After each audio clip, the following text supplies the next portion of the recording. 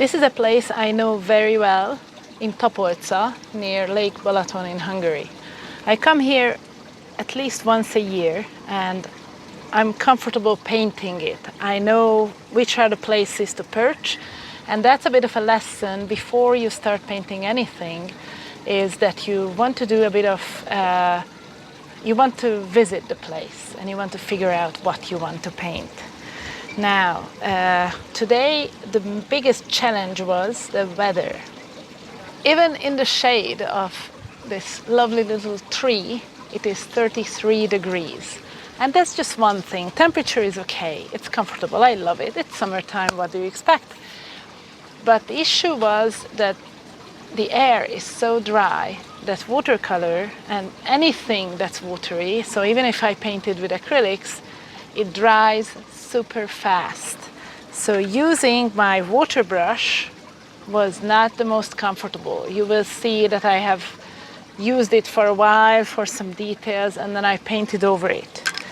The spray bottle did not create enough water mist to cover the paper, at least not at the pace at which I wanted it. I prefer to paint at the pace at which I'm thinking of the subject, at which I'm picking up motifs from what is in front of me.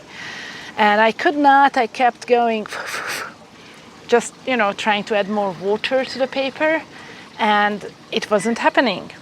Now then I unscrew the cap and I just poured some water into the lid of my watercolor kit, turning it into small lakes, which worked okay with my wide brush, which is not even wide enough, but it's wide enough to pick up color from the half pans that I have brought with me. So this is the reason why I much prefer full pan watercolors, because you can use a wider brush to create, to basically cover a much wider area of the paper all at once with just one stroke. So people think that to create a good artwork you need to work with teeny tiny fine brushes. That's not true, because a brush this size has a very sharp tip. You can use that to create small, even dots. You can use the edge of a flat brush like this to create lines. And you can use the full width or just half the width, depending on how much you need from a wide brush. A wide brush is actually your best friend, because it's a brush. This size, it's a brush. This size, it's a brush. This size, this size, this size, all in one.